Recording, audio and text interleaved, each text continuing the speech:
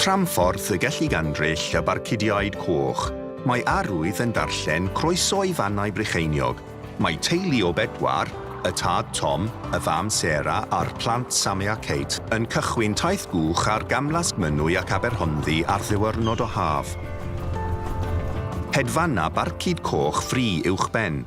Mae Sarah a Kate yn dilyn hynt yr Aderyn. Yn y gellu gandryll yn y flwyddyn 1825, mae David, gyrrwr cert tramffordd, hefyd yn dilyn hynt Barcud.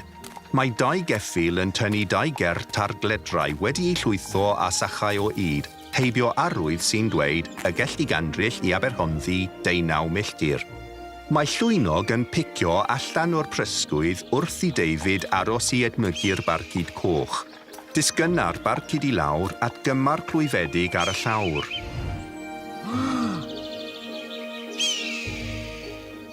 Tyna David ei siaced a chodi'r aderyn clwyfedig.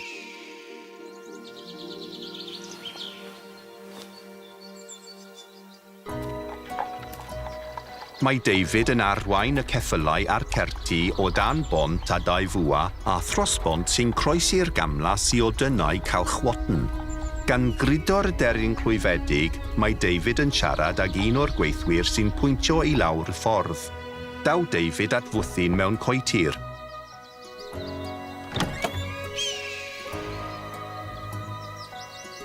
Mae nyrs yn ateb y drws ac mae David yn rhoi'r aderyn clwyfedig iddi.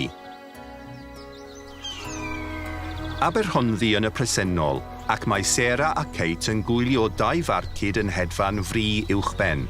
Mae Tom a Sammy'n codi llaw ar barth gyda'i ci ar y llwybr tynnu wrth i'r cwch camlas barhau ar ei ffordd. I lawr i'r môr.